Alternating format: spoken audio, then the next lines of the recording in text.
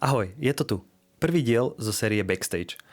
Takže v tomto prvom pilotnom dieli by som ti chcel ukázať backstage z natáčania pre značku Victory Motion, s ktorými spolupracujem už dlhšie.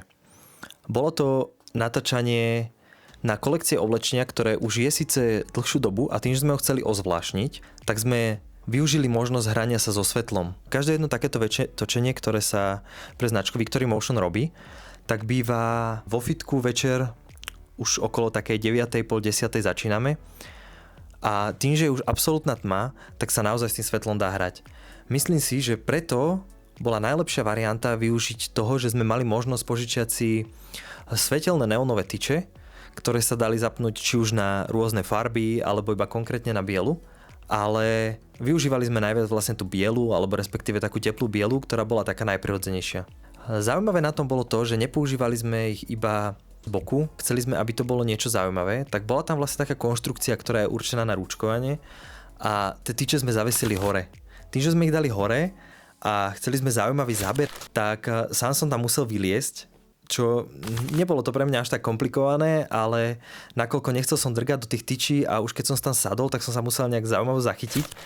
Tak boli to celkom vtipné momenty, ale myslím si, že tie zábery, ktoré z toho vznikli, tak naozaj stoja za to. A či už išlo iba o natáčanie týchto záberov z vrchu, alebo potom aj nejakých komplexnejších cvikov alebo detailov, tak na všetko sme vlastne používali tieto tyče. A boli použité tak, aby nasvietili človeka zozadu, z boku, z hora. Rôzne uhly sme skúšali aj pri natáčaní na rôznych strojoch.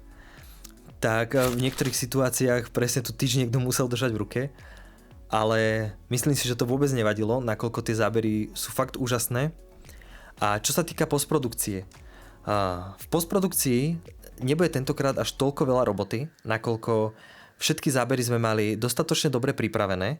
To znamená, že väčšinou sa točilo na prvý, možno nejaký taký druhý take, kedy to celé vzniklo a vyšiel ten záber super, čiže keď sa robili aj opakovania, tak sa robili kvôli tomu, že sa išiel robiť nejaký detail alebo nejaký iný uhol. Takže si myslím, že tentokrát nebude aspoň veľa práce s tým triedením. Ale čo sa týka nejakého strihu, chceme tentokrát sadiť na nejaké jednoduchšie strihy, možno základné prechody. Nechceme to nejako moc rozsekať, rozbehnúť, aby to bolo strašne také rýchle prestrihy. Tie videá úplne vystihnú každý jeden ten kúsok toho oblečenia, ktoré na nich je. Väčšinu tých záberov si bude potom možné pozrieť na profile victorymotion.eu, či už na Instagrame alebo na Facebooku, kde to budú vlastne prezdielané ako Reels.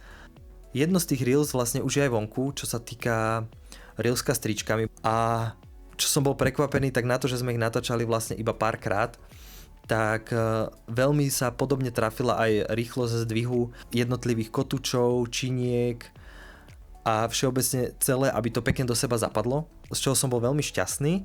A naozaj, či už to boli videá s Dominikom alebo videá so Sofiou, tak myslím si, že z toho vznikli naozaj perfektné zábery, ale tak to musíš posúdiť sám a určite mi napísať, či sa ti aj takýto typ kontentu páči, aj štýl, akým tieto videá boli natočené.